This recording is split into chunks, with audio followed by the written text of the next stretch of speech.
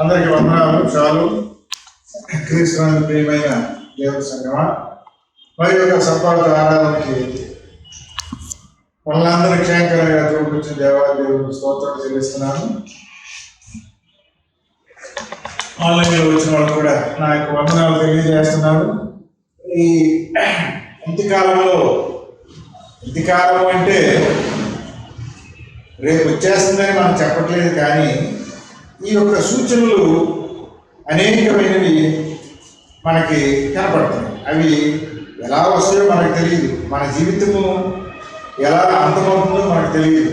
కానీ మనం జీవించినంత కాలము దేవునికి మహిమకరంగా మరి ఆయన పనిలో బలంగా మనం వాడబడాలి అనేది దేవుని యొక్క ఆజ్ఞగా ఉన్నది. అట్టి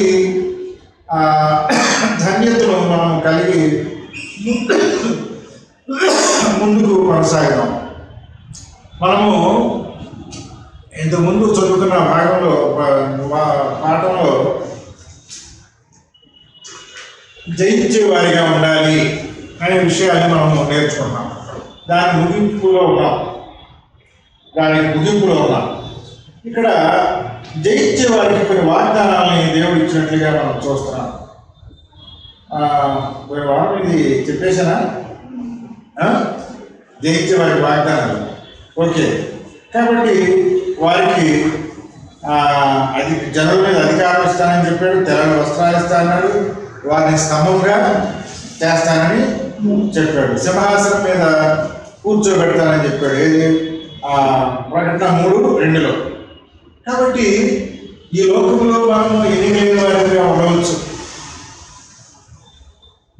చాలామంది రాజులు చూశాను. నేను చాలా కాలం స్కూల్ నడిపే సమయంలో ఒక పోయిటరీలో అనుకుంటా ఒక లెసన్, ఆ పేరు నాకు ఆ రాజు పేరు గుర్తులేదు.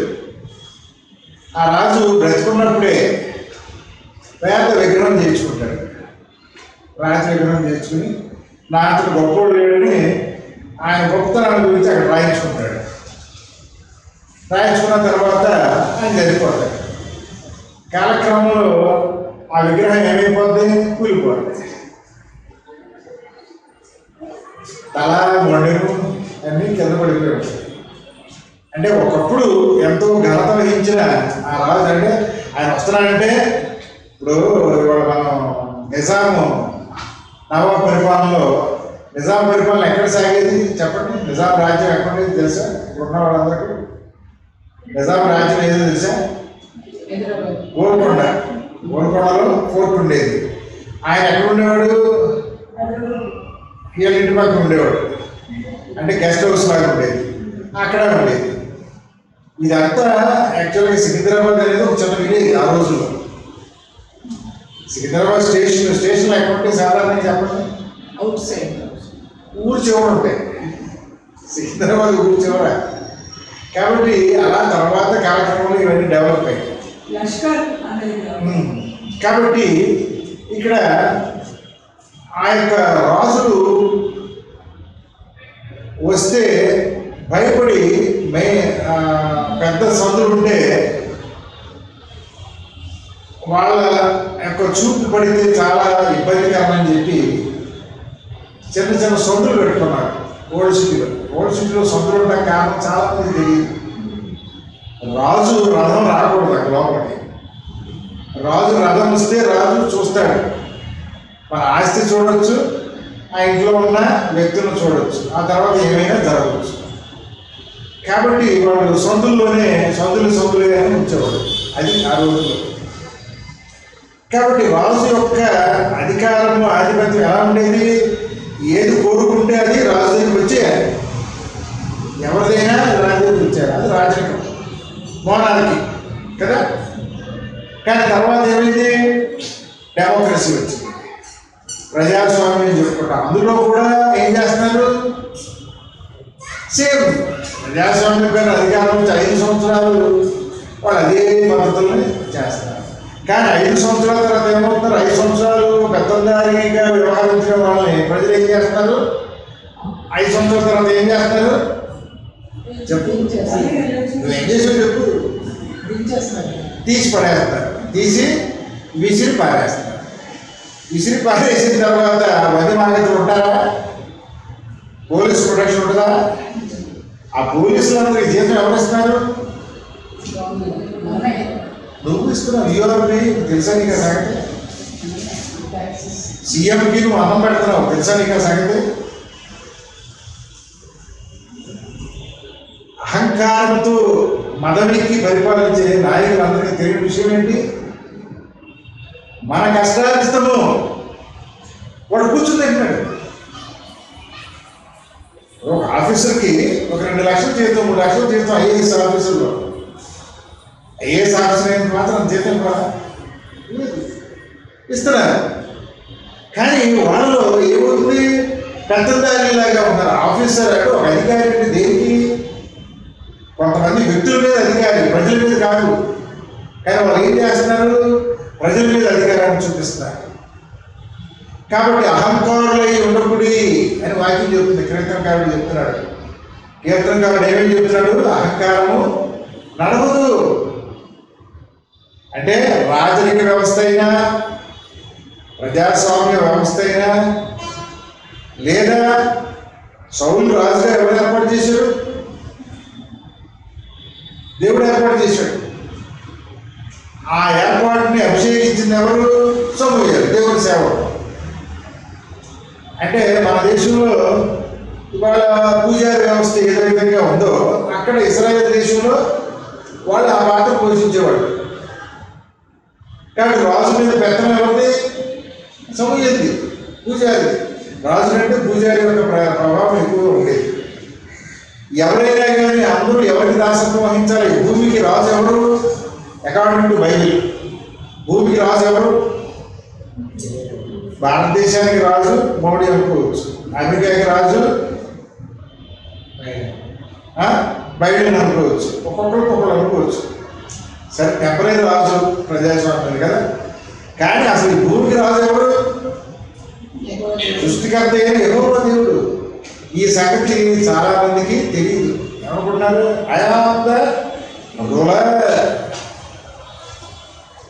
నేను ఆజ్ఞాపిస్తే ఏదైనా జరుగుద్ది. పెచ్చోడా, పైన ఆయన ఆజ్ఞాపిస్తే ఏమవుద్ది? పైన ఆయన ఆజ్ఞాపిస్తే ఏమవుద్ది? ఆ ధనవంతుడితో ప్రభు వారు ఏం చెప్తాడు? రారా బాబు, దేవుడి రాజ్యానికి రారా బాబు అంటాడు. అప్పుడు నాకు గొడవ దాస్తుంది అంటాడు. పెచ్చోడా, ఈ రాత్రి దేవుడు నిన్ను పిలుస్తున్నాడు. Your life is not permanent. నీ జీవితమే శాశ్వతం కానప్పుడు నీ ఆస్తి ఏం చేసుకుంటావు? నీ బంగారం ఏం చేసుకుంటావు? ఈ మధ్యలో చూస్తున్నాను, అడ్వర్టైజ్మెంట్లో చూస్తా ఉంటే నాకు నవ్వు వస్తుంది, కొంత కోపం వస్తుంది. ఒక స్త్రీ, చాలా అందమైన స్త్రీ, నిజంగా ఆమె అందంగా ఉంటుంది. ఆ స్త్రీ ఆమె ఒక నెక్లెస్ పెడతా ఉంటుంది. ఈ పబ్లిసిటీ నెక్లెస్ ఫోకస్ చేస్తూ ఉంటాడు. కానీ ఆ అందమైన అమ్మాయి ముఖం చూపించాడు, నెక్లెస్ పబ్లిసిటీ చేసుకుంటాడు. ఈ అందమైన ముఖం ఎవరిది? ఆ స్త్రీ ఎవరు? ఆ అందమైన స్త్రీ ఎవరు? ఒక దేవుడి కుమార్తె, ఒక దేవుడి సృష్టి. నువ్వెవరి? నీకు ఆ ముఖాన్ని ఎవరిచ్చారే? నాకు ఈ ఆకారాన్ని ఎవరిచ్చారు? ఆయన ఇచ్చాడు. ఆయన ఇచ్చిన ఆకారాలకి ఆయన తయారు చేసిన భూమిలో నుంచి కాదంత బంగారాన్ని, కాదంత వెండిని, కాదంత డైమండ్ని పోగు చేసి వీడేదో టెన్షన్ చేసి దాన్ని బ్యాగ్ గొప్పగా తీసేసి మెడలో పెడితే అదేదో గొప్ప అంట.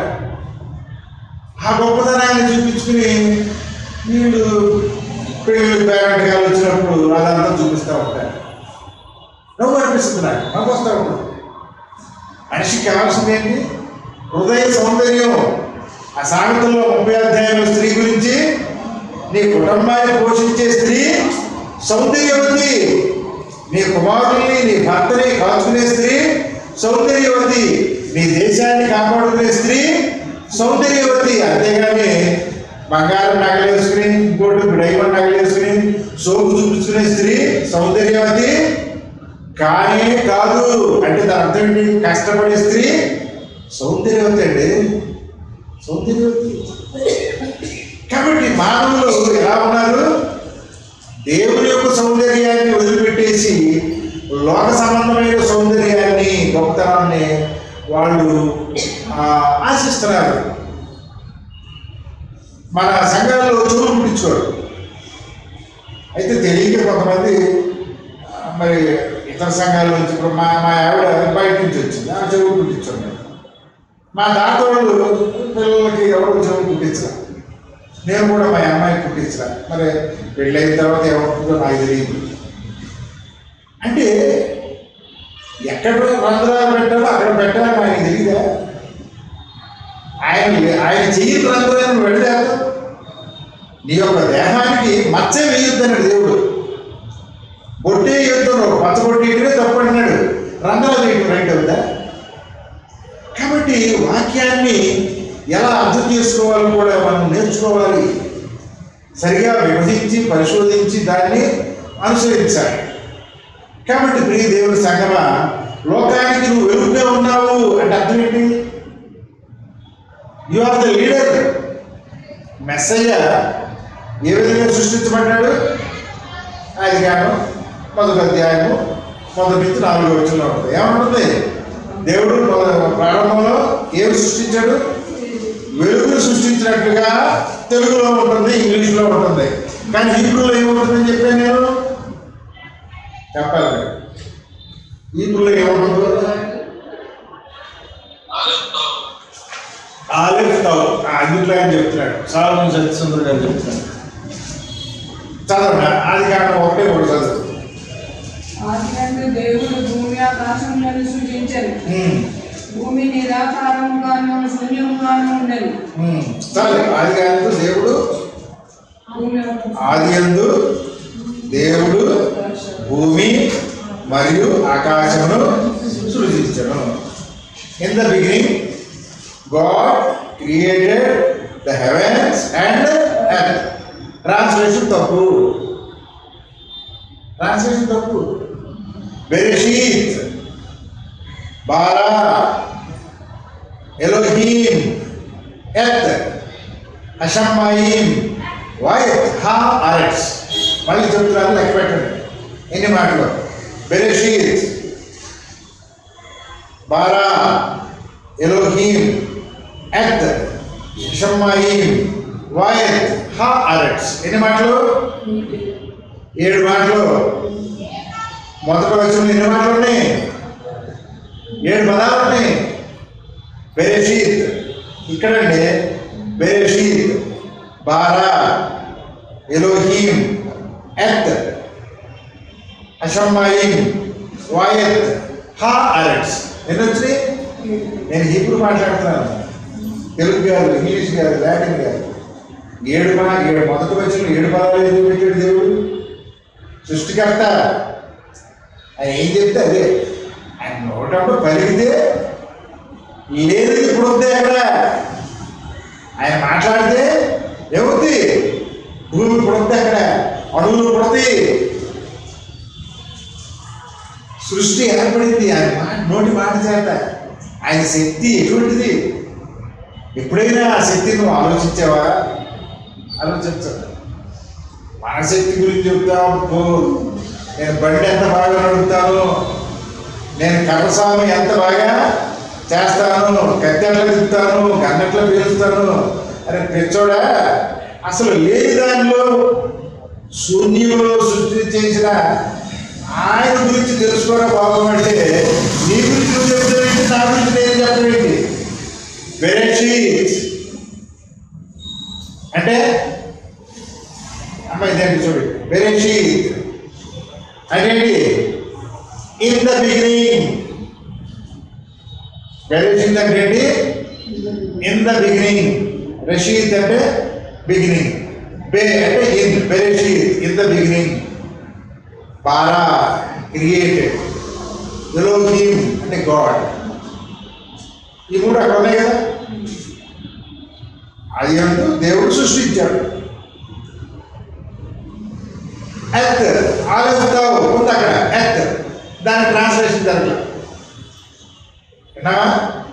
ఆలెఫ్ తౌ ఎత్ ఉంది అక్కడ, ఆలెఫ్ తౌ ఉంది అక్కడ. దాని ట్రాన్స్లేషన్ జరగలే. బెరెషీత్ బారా ఎలోకీం ఎత్ ట్రాన్స్లేషన్ జరగలే. అషమ్మాయిం, అషమ్మాయిం అంటే ద హెవెన్స్, హా అంటే ద, షమ్మాయిం అంటే హెవెన్స్, వాయిత్ అండ్ చెప్పండి చివరిలో ఉంది భూమి. భూమి ఆరెడ్స్ అంటే ఏంటి? ఆరెడ్స్ అంటే భూమి, ఆరెడ్స్ అంటే భూమి. కాబట్టి అన్నిటికీ ట్రాన్స్లేషన్ జరిగింది. ఆలెఫ్ తౌ అనే పదానికి జరగల. ఆలెఫ్ తౌ మళ్ళీ ఎక్కడ మనకి చూపించాను? 22 ప్రకటన 13వ వచనంలో ఉంటుంది. 22 ప్రకటన 13వ వచనంలో ఏమనుంటుంది? నేనే నేనే రక్తం తీయాలి. మా తాత అలా రక్తం తీసేవాడు మేము. నేనే ఆల్ఫా ఒమేగా అని గ్రీకులో రాశారు. కానీ దాన్ని కనుక మనము ఒరిజినల్ లాంగ్వేజ్లో చూస్తే హిబ్రూలో ఐ ఆమ్ ద ఆలెఫ్, ఐ ఆమ్ ద తౌ అంటే ఆలెఫ్ తౌ ఎక్కడ ఉంది? ఇక్కడ అప్పుడు 4వ మాట, ఆదికాండం 1వ వచనంలో 4వ పదం ఆలెఫ్ తౌ ఎత్ ఎత్. కాబట్టి నేనే ఆ ఆలెఫ్ తౌను నేనే చెప్తున్నాడు ఆయన. ఈ హిమ్సెల్ఫ్ డిక్లేర్ ఇదే కాదు, నా సొంత మాటలు కాదు. ఐ ఆమ్ ద ఆలెఫ్ తౌ అని చెప్తున్నాడు. ఎవరు? యెషువా మెస్సయ్య, యేసుక్రీస్తుగా పిలువబడుతున్న యెషువా మెస్సయ్య ఏమి చెప్తున్నాడు? ఐ ఆమ్ ద ఆలెఫ్ తౌ. ఎక్కడున్నాడు ఆయన? ఆలెఫ్ తౌ ఎక్కడున్నాడు? ఆదికాండం 1వ అధ్యాయం 1వ వచనంలో 4వ పదంలో ఉన్నాడు. ఆ ఆలెఫ్ తౌ అంటే ఏమిటి? వాక్యము. అదే వాటిని అపోస్తలుడైన యోహాను గారు 1:1 చెప్తాడు. యోహాను 1:1 చెప్తాడు. ఏమని చెప్తున్నాడు? ఆదియందు వాక్యం ఉండెను. అర్థమైందా? ఆదియందు వాక్యం ఉండెను. కాబట్టి దేవుని యొక్క ప్రథమ సృష్టి Yeshua Messiah. He created himself first. ఈ సంగతిని ఎవరు చెప్పరు? తండ్రి, కుమార, పరిశుద్ధాత్మ క్రియేగా దేవుడు అని చెప్తారు. కానీ వాక్యం ఏం చెప్తుంది? బెరెషీత్ బారా ఎలోకీం ఎత్ అషమ్మాయిం వాయత్ ఆరెడ్స్. ఆదియందు దేవుడు ఆలెఫ్ తౌను సృజించను అంటే వాక్యముగా ఉన్న మెస్సయ్యను సృజించాడు. అంటే హీబ్రూ అక్షరాల్ని సృజించాడు. హీబ్రూ అక్షరాలను సృజించాడు. అంటే మెస్సయ్య ఎందులో ఉన్నాడు? హీబ్రూ అక్షరాల్లో మెస్సయ్య ఉంటాడు.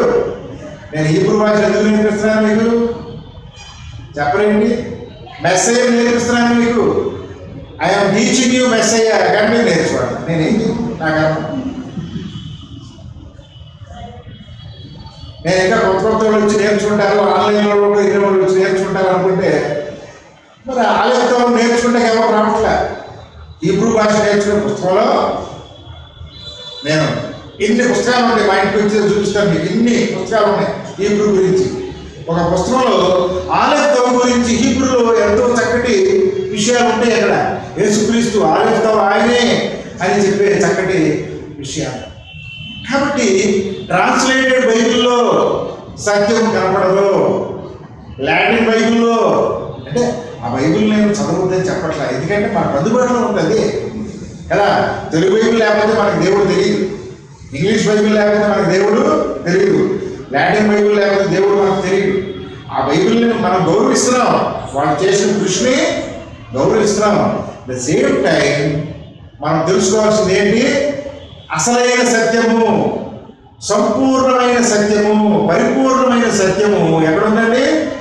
హీబ్రూ బైబిల్లో ఉంది. కాబట్టి మనము ఆ హీబ్రూ బైబిల్ నేర్చుకుంటే మంచిది, తెలిసిన వారి దగ్గర వాక్యం నేర్చుకుంటే కూడా మంచిది. కాబట్టి ఇక్కడ మెస్సయ్య తను తాను ప్రత్యక్షపరుచుకుంటున్నాడు ఈ లోకానికి. నేను ప్రారంభంలో వాక్యముగా ఉన్నాను, ప్రారంభంలో వెలుగుగా ఉన్నాను. ఆ వెలుగు నుండే సమస్తము సృష్టించబడింది. సూర్యుడి నుండే మిగతా గ్రహాలు వచ్చినాయి.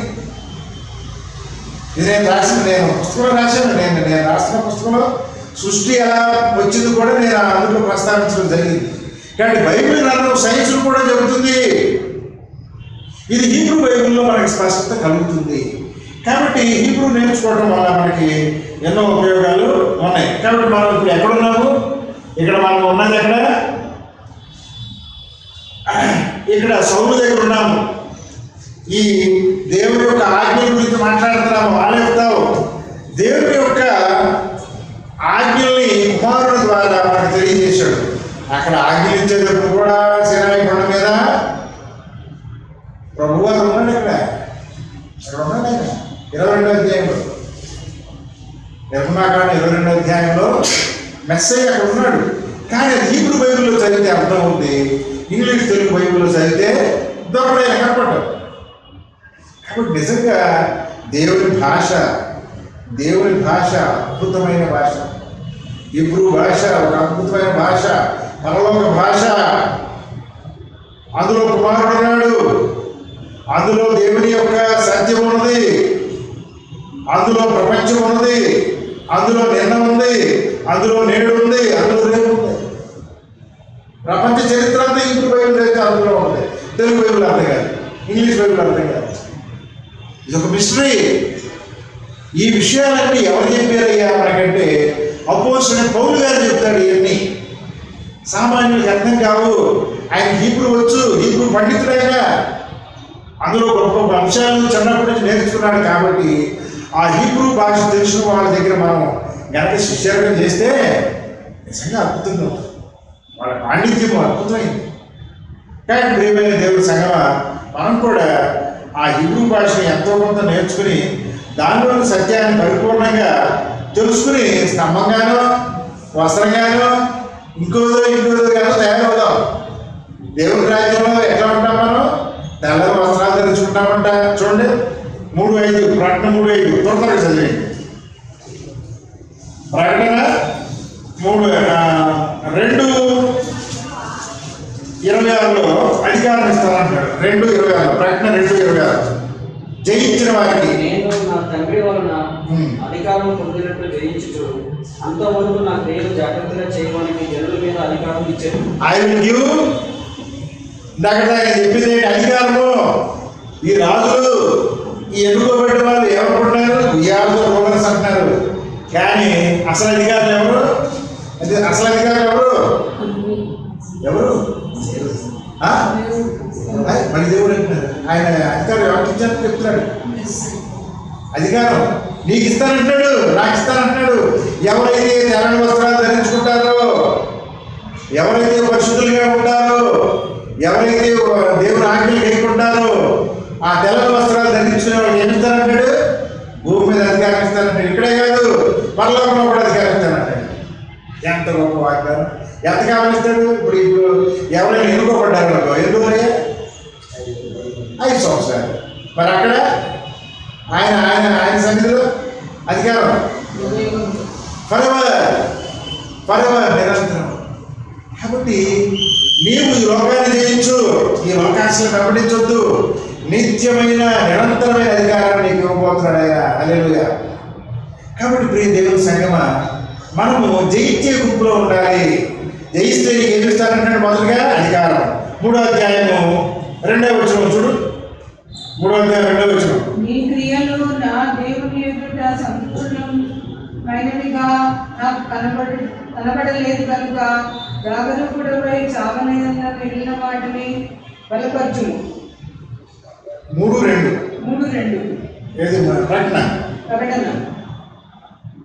నీవేలా ఉపదేశం పొందితో ఎలా విధిలో జ్ఞాపకం చేసుకొని నీ కైకొనొచ్చు వారు మనసు పొందుతుంది. 3:12 చూడండి.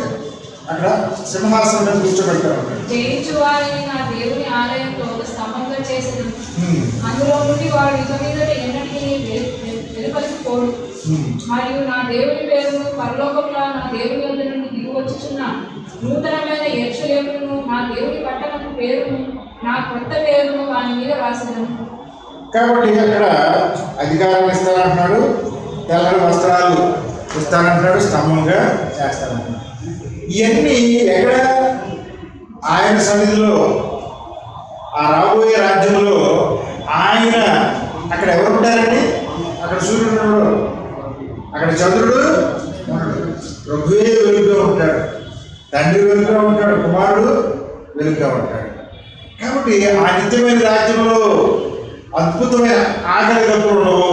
ఆకలి దప్పులు ఉండడం దాని అర్థం ఏంటి? అన్నం తినవా? తింటాము. మనకు ఆహారం ఎక్కడ వస్తుంది తెలుసా మీకు? మనకు ఆహారం ఎక్కడి నుంచి వస్తుంది తెలుసా మీకు? ఎక్కడి నుంచి? ఇప్పుడు యాజ్ ఆన్ టుడే ఇవాళ మనకు ఆహారం ఎక్కడి నుంచి వస్తుంది తెలుసా? సూర్యుడి ద్వారా వస్తుంది. ఏ విధంగా? సూర్యుడి ద్వారా మొక్కల మీద పడుతుంది. అక్కడ ఈ ఆహారాన్ని అది కన్వర్ట్ చేసుకుని ఫలాలని మనకి ఇస్తుంది. మనం ఆ ఫలాలు తిని ఫోటోసింథసిస్ అంటాం, కిరణజన్య సంయోగం. చూసారు? సూర్యుడు లేకపోతే మనకి ఆహారం లేదు. కాబట్టి పరలోకంలో ఆ వెలుగు మనకి ఆహారాన్ని కూడా ఉత్పత్తి చేస్తాడు. ఆ 22వ అధ్యాయం చూస్తే ఆ జీవజల నది, ఆ పక్కన ఈ మొక్కలు ఇవన్నీ కూడా మనం చూస్తాం. కాబట్టి ఆయన ఏర్పాటు అసలు ఆ పరలోకరాజు మన మిత్రులు కొంతమంది, చాలామంది మన బంధువులు అమెరికా వెళ్ళి, అబ్బా ఇంత బాగుంటుందండి అమెరికా, అక్కడ ఎలా ఉంటుందండి, అలా ఉంటుందండి, ఈ అమ్మగారు ఆస్ట్రేలియా ఇవి చెప్తూ ఉంటారు కదా, మనకి చెప్తూ ఉంటారు. నిజమే. అంతకంటే స్ఫటికం లాగా ఉంటుందంట. స్ఫటికం అంటే తల తల తల మెరుస్తూ ఉంటుందంట. అసలు ఏ మెటలో కూడా మనకు తెలియదు. మన తారు రోడ్లు అక్కడ ఏముంది? బంగారం రోడ్లు, లేకపోతే అంతకంటే ఇంకా ఆ ప్రొడక్ట్ ఏంటి? మన ఈ మధ్యలో ఒక మీడియార్ అలా అలా అలా తిరుగుకుంటూ వస్తుందంట. మీడియార్ అంటే ఒక విడిపోయిన ఒక శకలం. దాని నిండా ఏముందో తెలుసా? ఏమో తెలుసా? బంగారం. వెళ్ళి తెచ్చుకుంటావా? ఆ బంగారం వస్తే మన అందరూ కిలోలు వచ్చేదంట. కానీ అది వచ్చి గుర్తుకుంటే ఏమవుతుంది? భూములు పేరుపోతుంది. అది బంగారమే, కానీ గుర్తుకుంటే భూమి పేరుపోతుంది.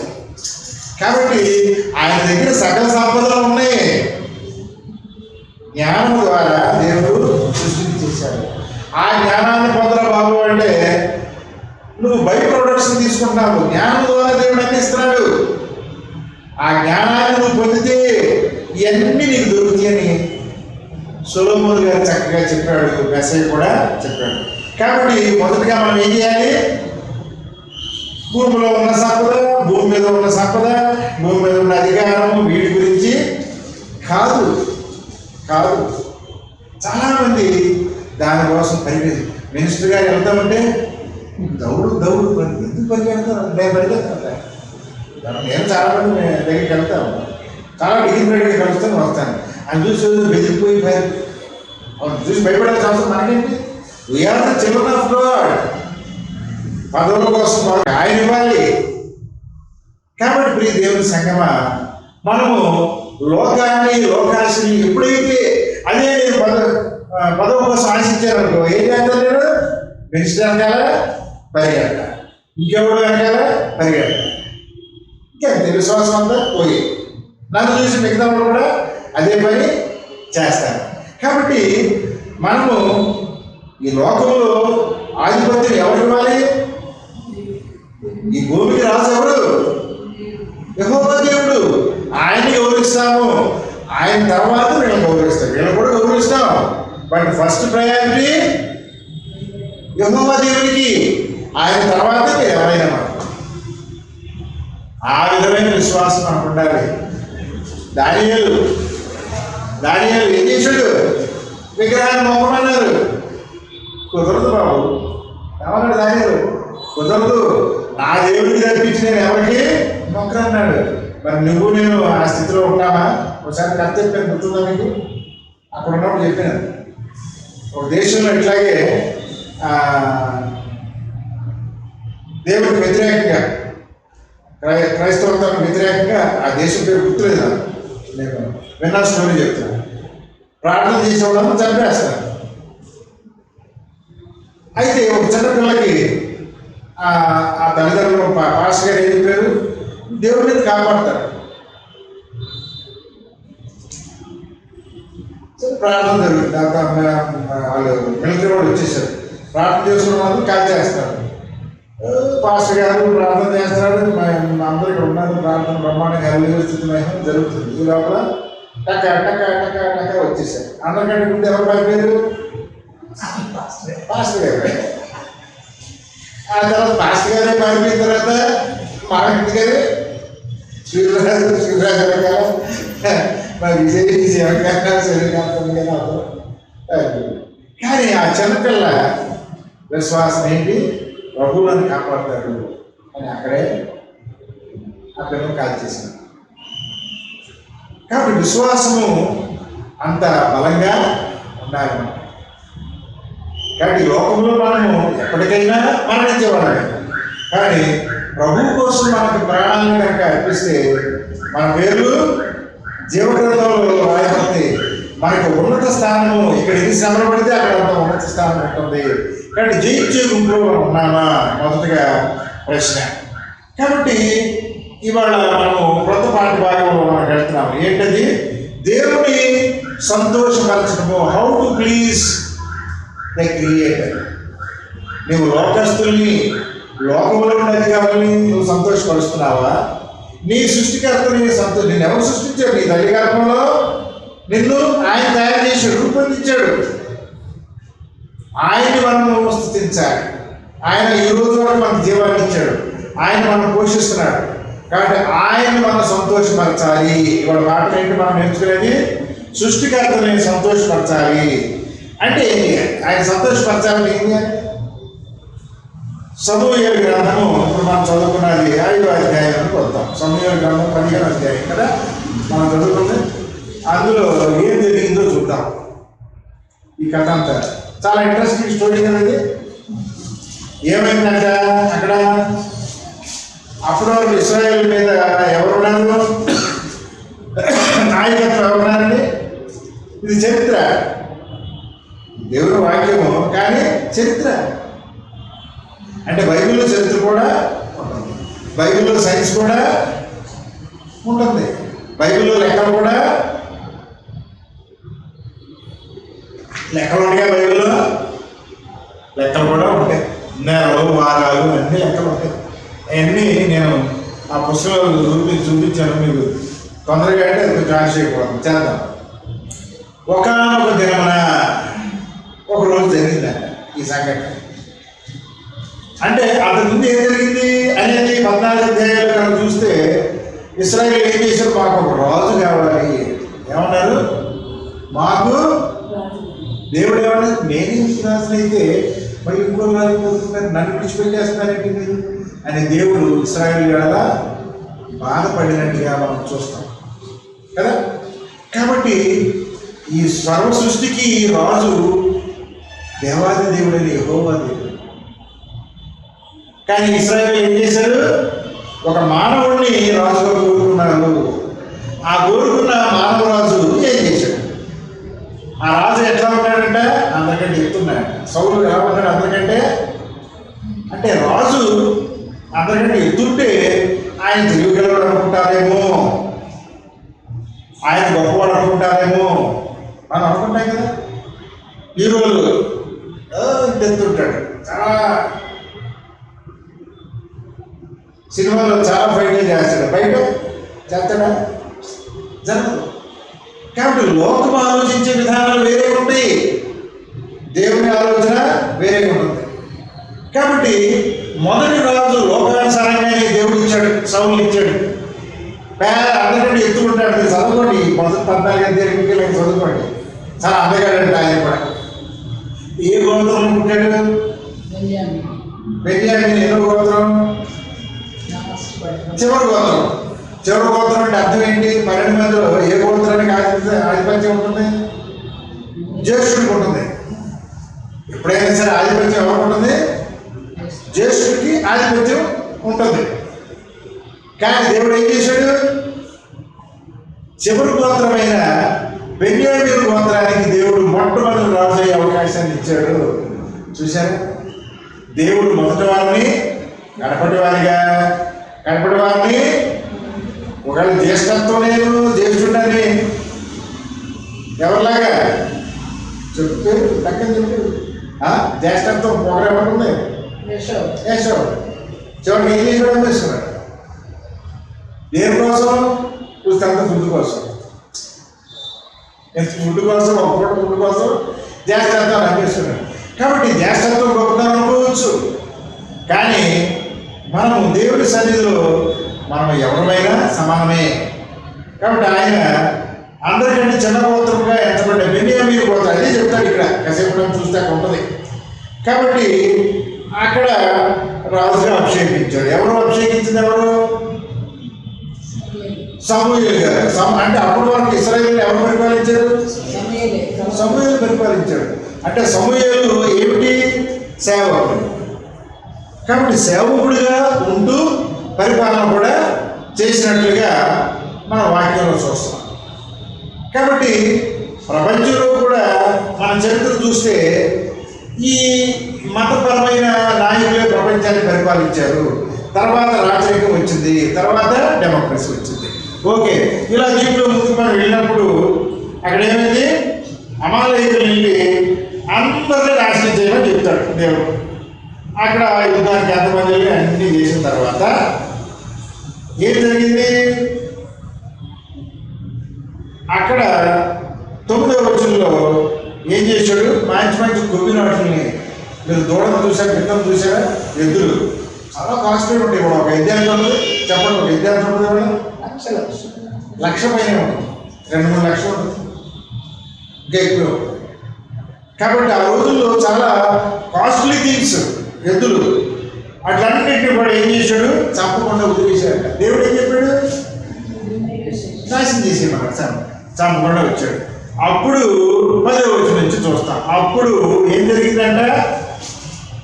యెహోవా వాక్కు ఏమిటంటే అక్కడ మళ్ళీ నేను చెప్పిన పదం మీరు చెప్పాలి. అక్కడ ఏం జరిగింది చెప్పండి. నేను చెప్పిన పదం చెప్పమన్నాను, మీరు చెప్పట్లా. అక్కడ ఏంటి నేను చెప్పిన పదం ఏంటి? యెహోవా వాక్కు అంటే ఏంటి చెప్పండి. యెహోవా వాక్కు అంటే చెప్పండి. నేను ఎందుకు మీతో చెప్పించాను చూడండి. Then came the word of the Lord. అక్కడ ఎవరు వచ్చారు? దేవుడు రాలా. అక్కడ దేవుడు రాలేదు. ఎవరు వచ్చారు? Word of God. ఎవరండి? Who is the word of God? అప్పటికి తెలియదు. పాత నిబంధనలో అక్కడ వర్డ్ ఆఫ్ గాడ్ అంటే ఎవరో తెలియదు. కానీ యోహాను సువార్తలో 1వ అధ్యాయం 1వ వచనంలో ఎవరు వర్డ్ ఆఫ్ గాడ్? ఎవరు? ఆ వాక్యము 14వ వచనం శరీరధారి మన మధ్య. కాబట్టి పాత నిబంధనలో ఉండే ప్రజలకి అప్పట్లో ఆయనని తెలియదు. ఆయన వాక్కుగా ప్రత్యక్షమవుతున్నాడు. కాబట్టి పాత నిబంధనల అంతట్లో మెసేజ్ ఉన్నాడు, అన్ని చోట్ల ఆయన ఉన్నాడు. అక్కడ వాక్కు అని రాయబడింది. కాబట్టి ఆయన అక్కడ దేవుని వాక్యము సమూయేలు ద్వారా సౌలుతో మాట్లాడతాడు. ఏమని? నన్ను అనుసరింపక వెనుక తీసి నా ఆజ్ఞలు గైకొనకపోయాను. చూడండి ఎంత క్రూషియల్ పాయింట్ ఇక్కడ.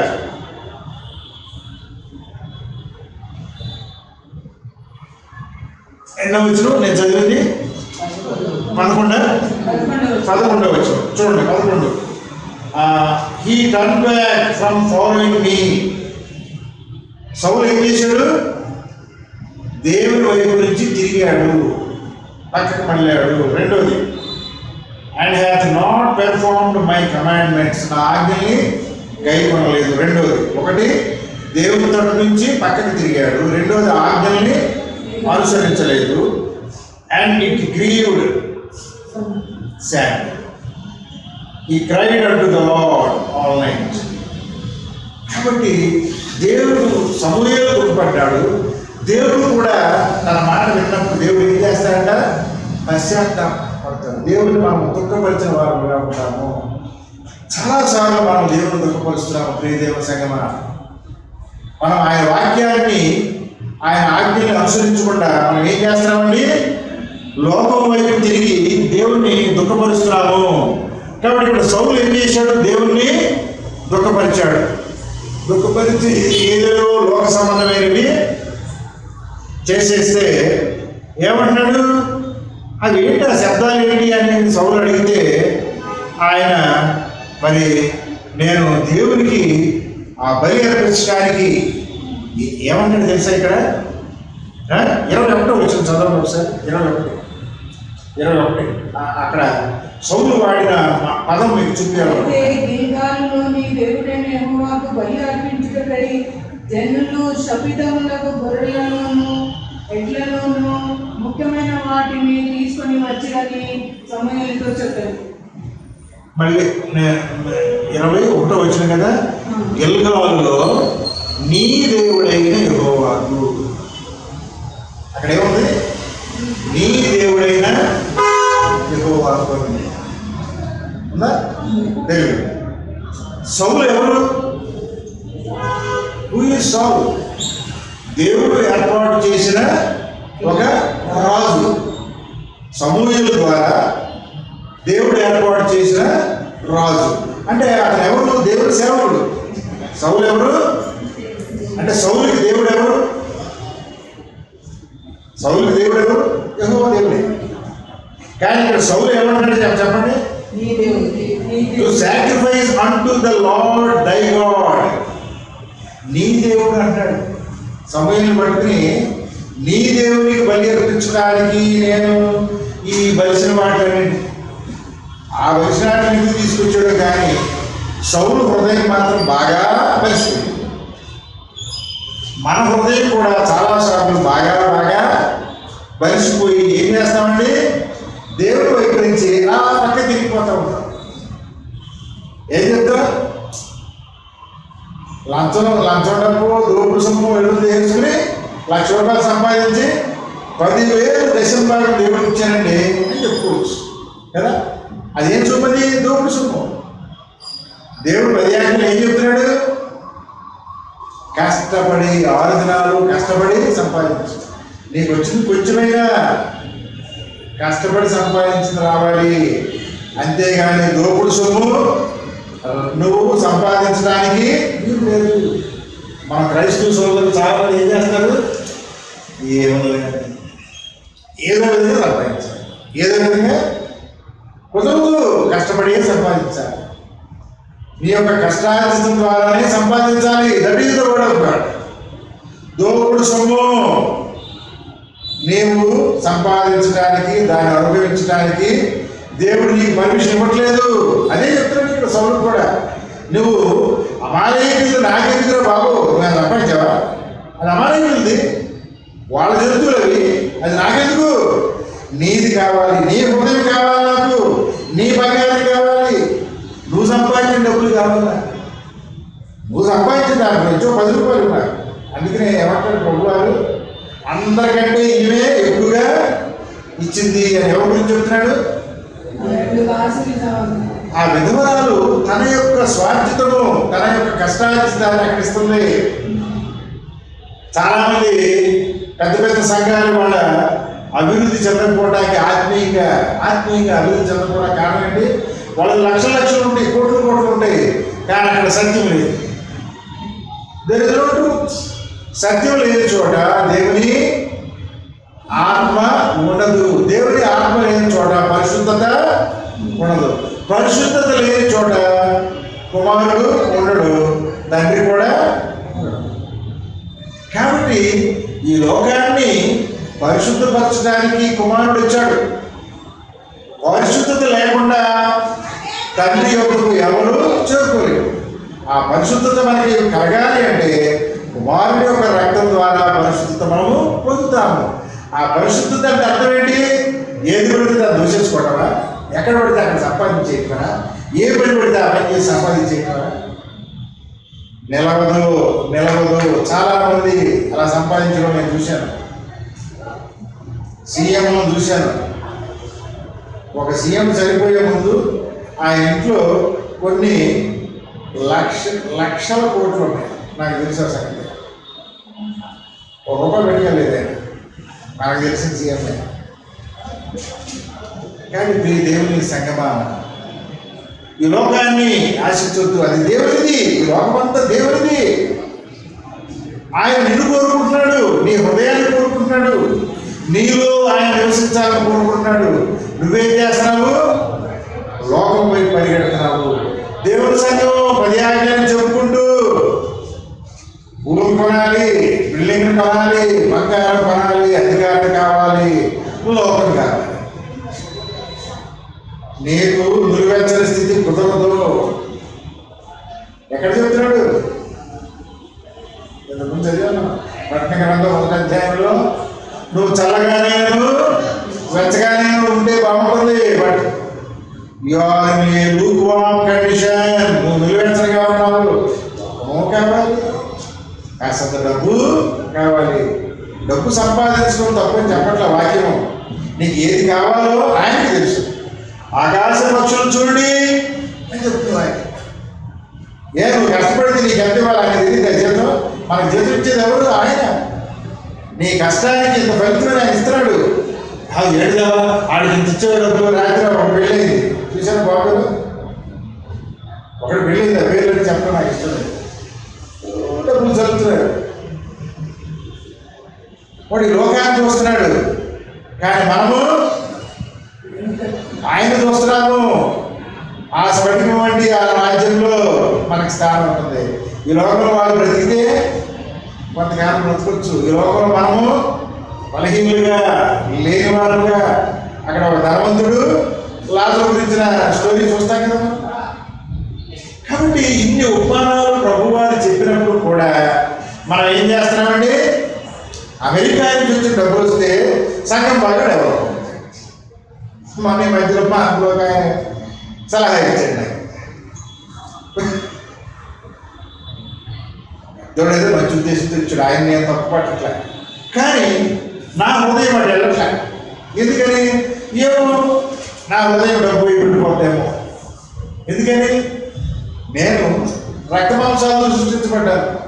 కానీ లోకం ఆ ఆశ వైపు నేను వెళ్ళకుండా ఉండాలంటే నేను లేని స్థితిలో ఉంటేనే మంచిదేమో, నన్ను తక్కువ స్థితిలో ఉంచితేనే నాకు మంచిదేమో.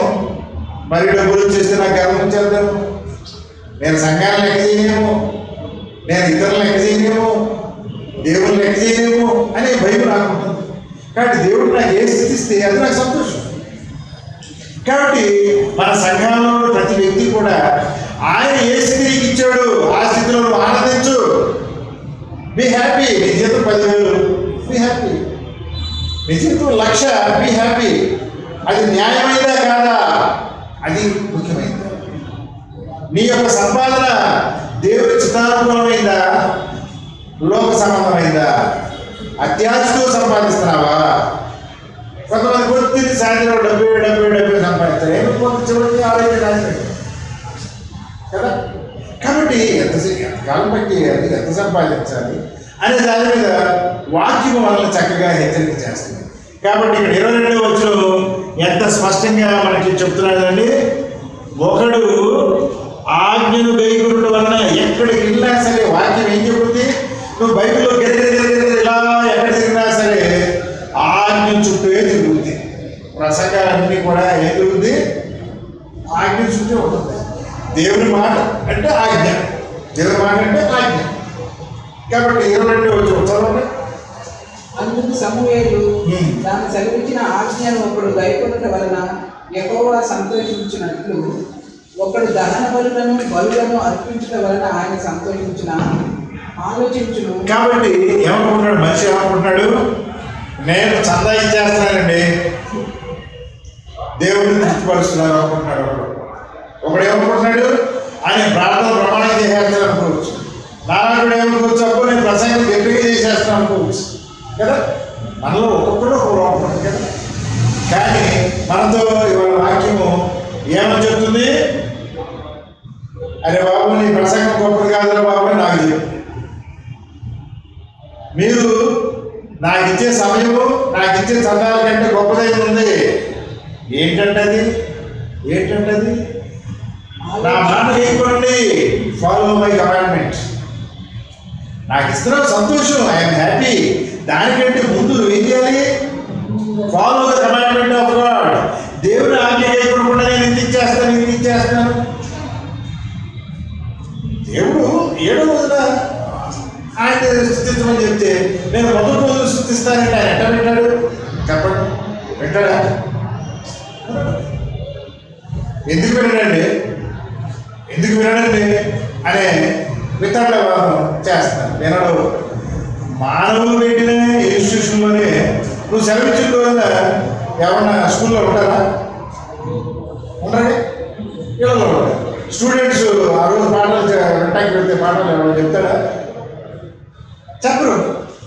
కాబట్టి ఆ సమయం, దేవుడు ఏర్పాటు చేసిన సమయం అనేది చాలా ప్రాధాన్యమైనది. కాబట్టి దేవుడికి కావాల్సింది నువ్విచ్చే లోక సంబంధమైన ఆ ఫిజికల్ థింగ్స్ కాదు, భౌతికమైన అంశాలు కాదు, డబ్బులు కాదు, లేకపోతే ఆ పొట్టేళ్ళు గొర్రెలు కాదు, ఇంకో ఏదో కాదు. ఆయన కావాల్సింది ఏంటి? చదవండి.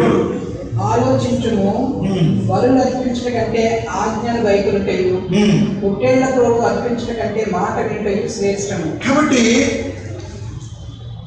మనము ఆయన మాట వినాలి. Follow the word of God అంటే అర్థమేంటి?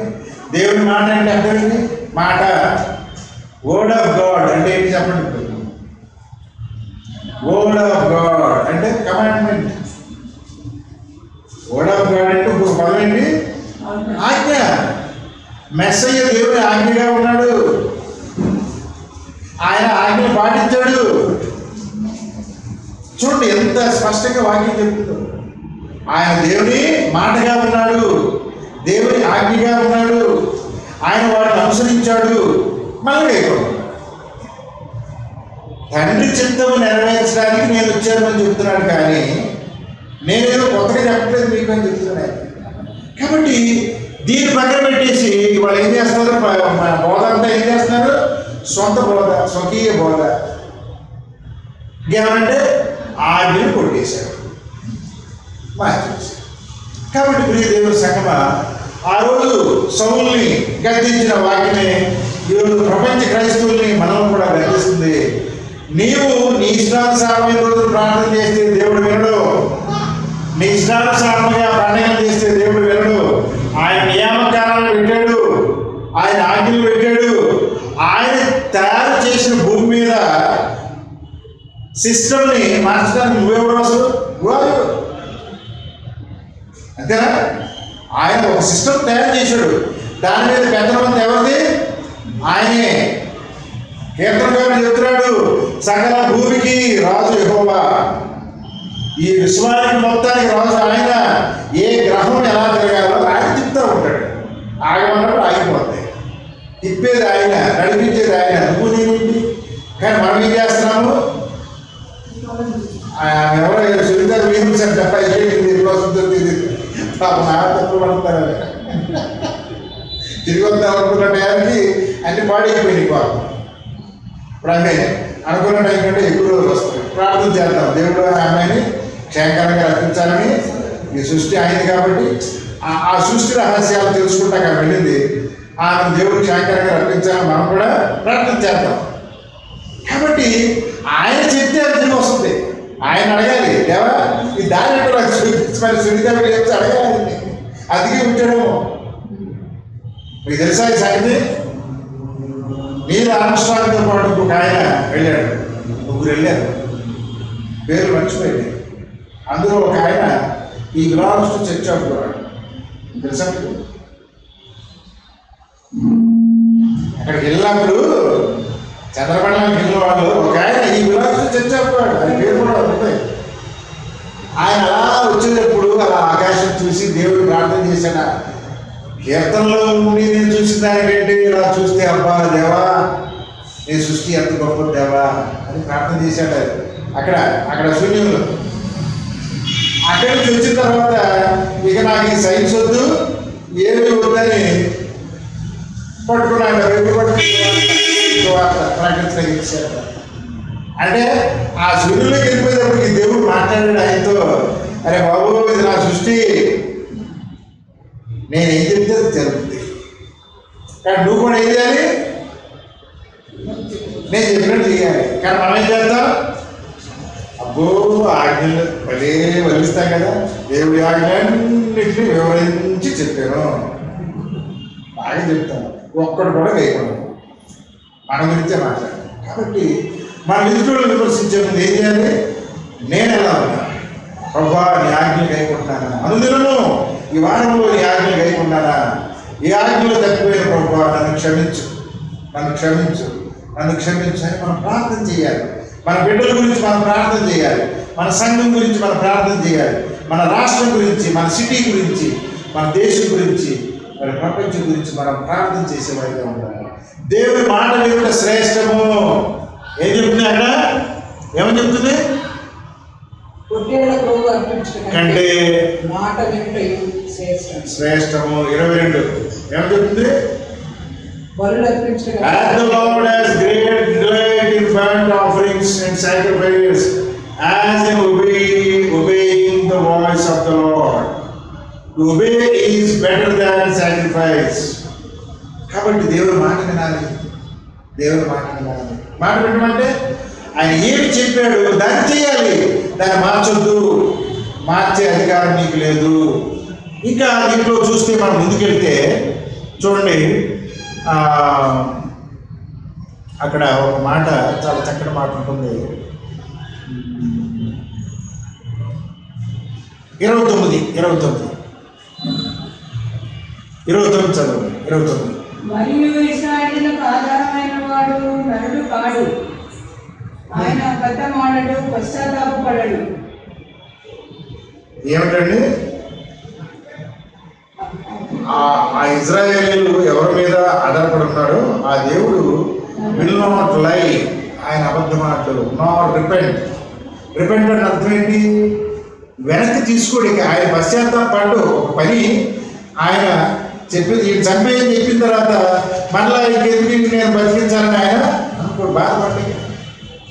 కాబట్టి for he is not a man, ఆయన మరి మనలాగా పశ్చాత్తాపడు అని 29 వచ్చి మనము చూస్తాం. చూడండి 26 వచ్చిన ఏం చెప్తుంది? సౌలు గారు చేసిన పాప ఆయన అంత పర్సనాలిటీ, మొట్టమొదటి రాజు ఏమైపోయాడు? చూడండి 26 వచ్చిన ఏం చెప్తుంది చూడండి. అందుకు సమూయేలు, మీతో కూడా నేను తిరిగి రాను, నీవు యెహోవా ఆజ్ఞను విసర్జించింది కనుక ఇశ్రాయేలు మీద రాజుగా ఉండకుండా యెహోవా నిన్ను విసర్జించను. కాబట్టి ప్రియ దేవుని సంగమా, దేవుడు మనల్ని విసర్జిస్తున్నాడా? కాబట్టి మనము ఆయన చేతి క్రింద అక్కడ 19 నిర్గమాకాండంలో ఏమంటాడు ఆయన? నిర్గమాకాండం 19:5-6 వచనాలు చదవండి ఒకసారి. నిర్గమా 19:5-6 వచనాలు. నిర్గమా 19:5-6 వచనాలు. కాగా మీరు నా మాట శ్రద్ధగా విని నా నిబంధనను అనుసరించి నడిచిన ఎడల మీరు సమస్త దేశ జనులలో నాకు స్వకీయ సంపాద్యం అవుతుంది. మీరు you are my chosen people, నా సొంత జనంగా ఉంటారు. కానీ ఇశ్రాయేలుకి ఏం చెప్పాడు? నీకు అదే చెప్తున్నాడు, నా మాట వింటే నువ్వెవరివి? నా కుమారుడివి, నా కుమార్తెవి అని చెప్తున్నాడు దేవుడు. కానీ దేవుడు కుమారులుగా మనం ఉంటాం. తర్వాత సమస్త భూమి నాదే కదా, మీరు నాకు యాజకత్వమైన రాజ్యముగాను పరిశుద్ధమైన జనముగాను ఉందని చెప్పు.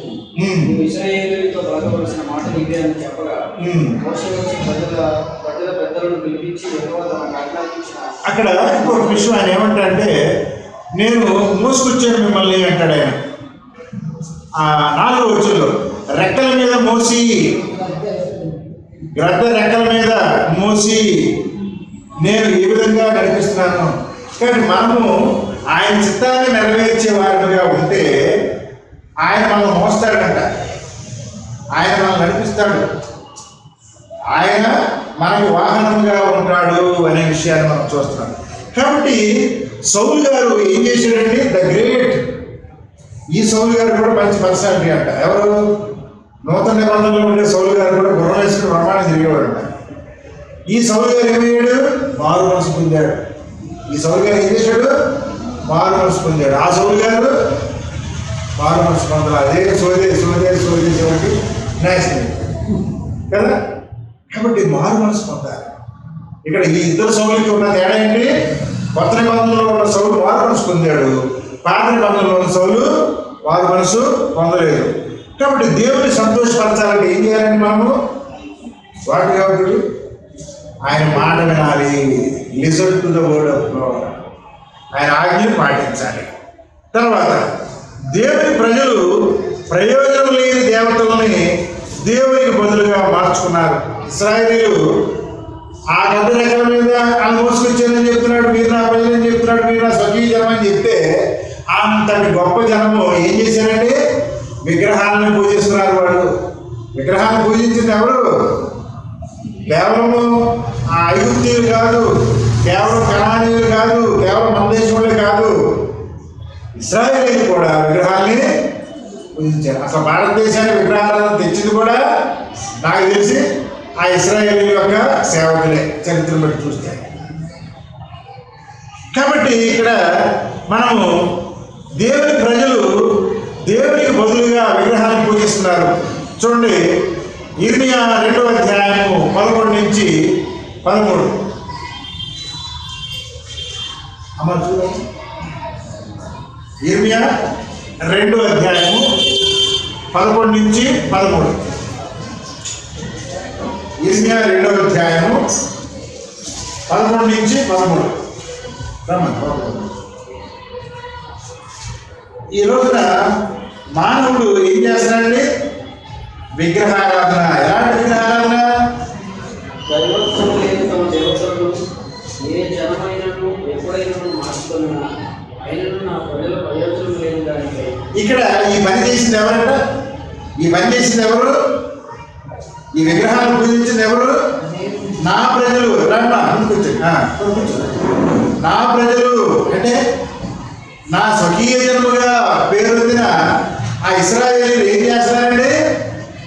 మోషే గారు పైకి వెళ్ళేటప్పటికి కింద నంది బొమ్మను చేశాడు, చక్కగా డాన్స్ చేశాడు. ఆ తర్వాత అనేక సార్లు దేవుడు వారిని శిక్షించాడు. అలా జరుగుతూ ఉంటే వాళ్ళు ఏం చేస్తున్నారు? దేవుడిని విడిచిపెట్టి ఏం చేస్తున్నారండి? ప్రయోజనం లేని దానికి తమ మహిమను మార్చుకునేది. ఈ రోజు లోకం ఏం చేస్తుందండి? ఎందుకు పనికిరాని వాటిని దేవుడిగా పూజిస్తున్నారు. అవి కళ్ళుండి నోరుండి మాట్లాడు, ముక్కుండి చూడు, కానీ దాని చుట్టూ ఏం చేస్తున్నారు? డ్యాన్సులు చేస్తూ ఉంటారు. మామూలుగా కాదు, ఓ ఇంతెత్తు బొమ్మ చేసేమంటారు. కాబట్టి జ్ఞానం లేని, ప్రయోజనం లేని పనులు చేస్తారు. కాబట్టి ఈ లోకానికి రాజు నేనైతే నువ్వేంట్రా బాబు రాజు అని చెప్తున్నాడు. ఎవరికి? మన ప్రధానమంత్రితో చెప్తున్నాడు. You are not the king. ఇప్పుడు తెలిసింది, మెజారిటీ తగ్గిపోయింది కదా. అలాగే బైడెన్ కూడా చెప్తున్నాడు, నువ్వు కాదురా బాబు అని. బాగానే ఉంది. ఈ మధ్యలో దేవుని ప్రజలుగా పిలువబడే ఇశ్రాయేలు పరిపాలిస్తున్నాడు ఎవరు? నెతన్యాహు. ఆయన కూడా ఇష్టానుసారం చేసేస్తున్నాడు. కాబట్టి ఇక్కడ దేవుడు ప్రజలైనప్పటికీ కూడా వాక్యానికి వ్యతిరేకం చేస్తే దేవుడు ఏమన్నాడు? నిన్ను శిక్షిస్తానంటున్నాడు. కాబట్టి మాది దేవుని సంఘం, మేము 10 ఆజ్ఞలను వల్లిస్తాము అని చెప్తే మనకి శిక్ష ఉండదా? ఉంటుంది. 10 ఆజ్ఞలు వల్లించాలి, వాటిని పాటించాలి. కానీ 10 ఆజ్ఞలు కొట్టేశారని ప్రపంచం అంతా బోధిస్తుంది, కానీ వాక్యంలో ఎక్కడా కూడా కొట్టేసినట్టుగా లేదు. కాబట్టి ఇవాళ ఆ ఇశ్రాయేలీయులు దేవుని ప్రజలుగా ఎన్నుకోబడిన వాళ్ళే ఈ ఇర్మియా 2వ అధ్యాయంలో దేవుని మహిమను బొమ్మల రూపంలో చేసేసి ఏం చేస్తున్నారు? 13 వచ్చి చదవండి. 13. రాజంలో 2 నేరములు చేసినారు, జీవజలములు ఓటేలు నన్ను విడిచినారు, తమ కొరకు తొట్లను అనగా బద్దలైన నీళ్లు నిలవని తొట్లను కల్పించుకుని ఉన్నారు. కాబట్టి జీవజలముల ఊట మెస్సయ్యకు నూతన నిబంధనలో రూపం ఉంది, మళ్ళాంటి రూపం ఉంది. పాత నిబంధనలో లేదు. అందుకే అపోస్తలుడు పౌలు గారు మెస్సయ్యకు ఒక రూపం ఏం చెప్పాడు? బండ కదా. ఇంకొక రూపం ఏంటి? జీవజలం. అదే చెప్తున్నాడు ఇక్కడ. ఏమన్నాడు? 2 నేరాలు చేశారు, జీవజలముల ఊడైన నన్ను విడిచి తమ కొరకు తొట్లను బద్దలైపోయే తొట్లను మన ఆలయాన్ని కట్టేస్తున్నారు, దేవాలయాన్ని కట్టేస్తున్నారు, చందాలు బాగా వచ్చేస్తున్నాయి, చందాల కోసం కొట్లాటలు కూడా జరుగుతుంది. కాబట్టి అక్కడ దేవుడి ఆత్మ లేదు, సంఘం ఉంటుంది, సంఘంలో ఉద్యమం ఉంటుంది. కాబట్టి అక్కడ దేవుని ఆత్మ పనిచేయాలి, మనలో దేవుని ఆత్మ ఉండాలి, సంఘంలో దేవుని ఆత్మ ఉండాలి. ఆ ఆత్మ మనల్ని నడిపించాలి, సంఘాన్ని నడిపించాలి. కానీ ఇశ్రాయేలు ఏం చేస్తున్నారని సృష్టికర్త దేవుని విడిచిపెట్టేసి లోకానుసారమైన దేవతలను పూజిస్తారు. ఆ దేవతలు ఎక్కడి నుంచి వచ్చినాయి? వాళ్ళకి కొన్ని దేవతలు ఏంటో ఐగుప్తు నుంచి వచ్చినాయి, కొన్ని దేవతలు ఏంటో కనాన దేవతలు. ఆ రెండింటిని పట్టుకుని భారతదేశం వచ్చేసి ఇక్కడ కూడా దేవతలను పెట్టేసి పూజలు చేసేస్తారు. కాబట్టి దేవుని సంగమా, మనము వ్యర్థమైన ఆరాధనలు చేయకూడదు. వ్యర్థమైన ఆరాధనలు చేసే తన స్వకీయ జనాన్ని కూడా దేవుడు ఏం చేశాడు? శిక్షించాడు, వాళ్ళ తరిమి వేశాడు. కాబట్టి మెస్సయ్య ద్వారా రక్షణ పొందుతున్న మనము ప్రయోజనం లేని పనులు చేయకూడదు, దేవునికి అయిష్టమైన కార్యాలు చేయకూడదు. మనం ఎలా ఉండాలి లోకంలో? సౌలు ఎందుకు నాశనం అయిపోయాడు? దేవునికి ఇష్టం లేని పని చేశాడు, ఆ గోవిందవాళ్ళని తీసుకొచ్చాడు. చూడండి, ఇర్మియా గ్రంథం 5వ అధ్యాయము 30-31 చూద్దాం. ఇర్మియా 5వ అధ్యాయము 30-31. ఘోరమైన భయంకర కార్యము దేశంలో జరుగుతున్నది. ప్రవక్తలు అబద్ధ ప్రవచనము పలికెదరు, యాజకులు వారి పక్షంలో ఏలుబడి చేసేదరు. అలా జరుగుట నా ప్రజలకు ఇష్టము, దాని ఫలము మీరేం చేయదు. ఘోరమైన భయంకరమైన కార్యము. మనం ఏమనుకుంటాము? ఇతరుల గురించి చెప్తాం, ఇతర మతాల గురించి చెప్తాం. అసలు జరిగే దుర్మార్గం అంతా ఎక్కడ జరుగుతుంది? దేవుడి బిడ్డలుగా ఇక్కడ అపవాది ఎక్కడ పనిచేస్తాడు? బాగా అపవాది ఎవరి దగ్గరికి వచ్చాడు? మెస్సయ్య దగ్గరికి వచ్చాడు. ఒక్కసారి మొక్కవయ్య బాబు, భూమి మొత్తం నీకు ఇచ్చేస్తాను. ఆయన మొక్కలేదు. మొక్కపోతే ఏం చేశాడు అపవాది? అక్కడికి వెళ్ళిపోయాడు. ఎవరు? కైపా దగ్గరికి వెళ్ళిపోయాడు. అక్కడ సరహద్దు. ఇదంతా పెద్ద చరిత్ర, మా ఇతర సంఘాల విషయాలు చెప్పరు. అక్కడ మెస్సయ్యని సిలువ వేసింది ఎవరు? మెస్సయ్యని సిలువ వేసింది ఎవరు? అక్కడ రాజ్యము. మీరు కనుక లూకాసు వార్త 3వ అధ్యాయం చదివితే చదవండి. లూకాసు వార్త అక్కడ 4 వ్యవస్థలు ఉంటాయి. లూకాసు వార్త 3వ అధ్యాయంలో, లూకాసు వార్త 3వ అధ్యాయం. తిబేరియా కైసర ఏలుబడిలో తిబేరియా కైసర ఏలుబడిలో 15వ సంవత్సరమందు యూదులకు పొంతు పిలాతు అధిపతిగాను. అక్కడ సీజర్ ఎవరు? ఈ వాజ్ ద ఎవరైనా చక్రవర్తి, రాజుగా ఉన్నాడు. తిబేరియస్ కి ఆయన రాజు, చక్రవర్తిగా ఉన్నాడు, రాజు. ఆయన కింద ఉన్నాడు. నెక్స్ట్ స్టేజ్ లో హేరోదు. నెక్స్ట్ ఎవరున్నారు? హేరోదు కింద ఎవరున్నారు?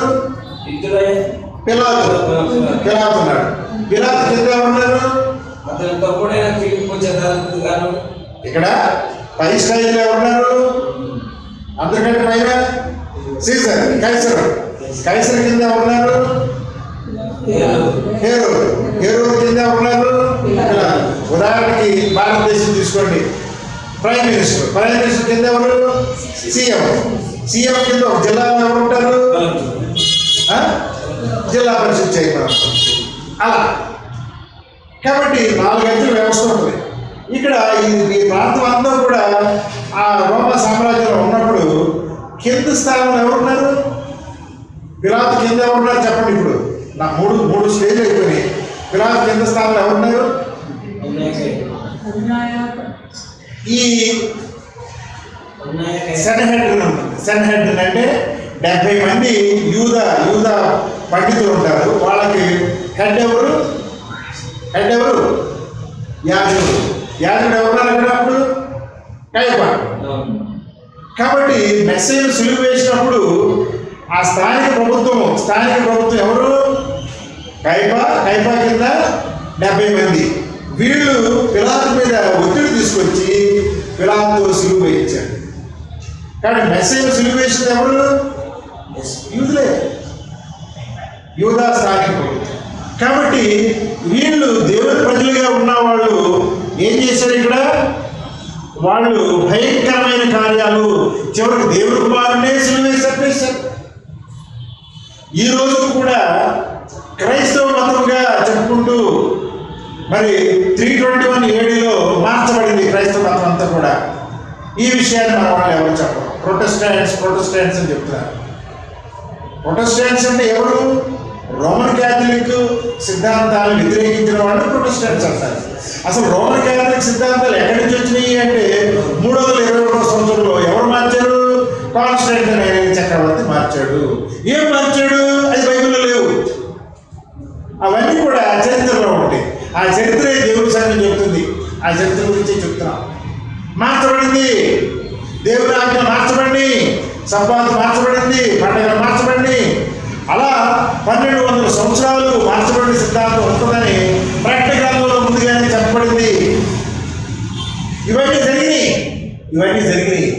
కాబట్టి సత్యము తారుమారు చేయబడింది, అబద్ధ బోధలు చెప్పబడింది అని ముందుగానే. కాబట్టి ఏం చెప్తున్నాడు? ప్రవక్తలు అబద్ధ ప్రవచనాలు పలుకుతారు, యాజకులు వారి పక్షాన ఏరుతారు. కాబట్టి ఇవాళ వాక్యము అంత అబద్ధ బోధ చెప్తున్నారు. బైబిల్ గ్రంథంలో లేని బోధన చేస్తున్నారు. యేసు ప్రభు పేరుతో తప్పుడు బోధలు ఇవాళ ప్రపంచంలోని క్రైస్తవులందరూ చేస్తారు. కాబట్టి మనము దేవుని సంఘం ద్వారా మనం చెప్పేది ఏంటంటే వాక్యములో ఉన్నట్లు బోధించాలి. నేను సత్యాన్ని ప్రతిష్ఠించడానికి వచ్చాను. I have come to this world to establish the truth. కాబట్టి ఆ సత్యాన్ని మనం చెప్తున్నాం. కానీ ఇవాళ మనం చూసి ఏమంటారు లోకము? ఈడెవడండి బాబు, బైబిల్ మనం నేర్చుకొని వాళ్ళకి తెలియదు మనం చెప్తా ఉంటే బైబిల్లో ఏం చెప్తున్నట్టు చెప్తారు. మనం చెప్పేదంతా వాక్యంలో ఉంది, మెసేజ్ చెప్పిందే చెప్తాం. కాబట్టి మీ దేవుని సంగమా, మనం వాక్యంలో ఉన్నదాన్ని ఉన్నట్లుగా ఆచరించాలి. దేవుని బిడ్డలే అబద్ధ ప్రవక్తలుగా ఉన్న వాళ్ళే యూదుల ప్రవక్తలే అబద్ధ ప్రవక్తలు చేసినట్టుగా వాక్యం. కాబట్టి ఈ రోజున అబద్ధపు బోధకులు యూదుల్లో ఉన్నారు, ప్రపంచ క్రైస్తవుల్లో కూడా ఉన్నారు. ఆ అబద్ధ బోధనని మనం తెలుసుకుని సత్యమైన దాన్ని అనుసరించడమే దేవుని ప్రజల యొక్క ముఖ్యమైన ఉద్దేశము. ఆ విధంగా ఉండడానికి మనము వాక్యంలోని సత్యాల్ని తెలుసుకోవాలి. చూడండి, చివరిగా వచ్చే వారం నేర్చుకుందాం. సాతాను అనేకమైన మాయోపాయాల చేత మనల్ని అసత్యంలోనికి నడిపిస్తున్నాడు. కానీ ఏ విధంగా ఈ అసత్యంలోకి నడిపిస్తున్నాడో, అబద్ధ బోధల్లోకి చాలా వినడానికి చాలా తేడా కనపడదు. అమ్మమ్మ బాగున్నావా? అసలు అమ్మమ్మకి అపవాది ఎవరో తెలియదు. సడన్గా ప్రత్యక్షమైనప్పటికీ అంటే యాక్చువల్గా మన బైబిల్లో రాయబడింది ఏంటి? సర్పంగా రాయబడతారు. కానీ చాలాసార్లు మీకు చెప్పారు, అక్కడ సర్పం రూపం కాదు, అక్కడ ఒక పురుషుని రూపంగా కనపడినట్టుగా హీబ్రూ గ్రంథాల్లో రాయబడింది. కానీ నాకు తెలిసిన ఆదామే కదా పురుషుడు. ఈ ఎవరు అంటే యాక్చువల్గా అపవాది ఎవరు? లూసిఫర్ ఎవరు? ప్రధాన దూత, వెలువేయబడిన దూత పరలోకం నుంచి. ఆ ప్రధాన దూత అవ్వమ్మగా దగ్గరికి వచ్చి శోధిస్తున్నాడు. శోధిస్తే ఏమన్నాడు? బాగున్నావా, ఏం సంగతులు అని అడిగితే అన్నీ తినచ్చు కానీ పండు తినకూడదు. అంటే నువ్వు చావనే చావు. చూసావు, ఏమి జరగదు. నువ్వు పండు తింటే నీకు జ్ఞానం వస్తుంది. నిజమే, జ్ఞానం వస్తుంది కానీ చేస్తాడు. కాబట్టి అమ్మవారి మాటలు ఎట్లా ఉంటాయి? చాలా వినసొంపుగా ఉంటాయి. మరి ఈ లోకంలో చేసే ఈ ప్రసంగాలు, పెద్ద మైకులు పెట్టి మ్యూజిక్లు చేసే ప్రసంగాలు వినసొంపుగా ఉంటాయి. కానీ అందులో సత్యము కనపడదు. దేవుని సంగమా, ఆ సత్యాన్ని స్థాపించడానికి దేవుడు మనల్ని ఏర్పాటు చేసుకున్నాడు. ఆ సత్యాన్ని మనం ప్రకటిద్దాము.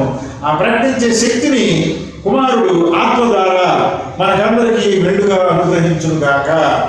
ఆమేన్.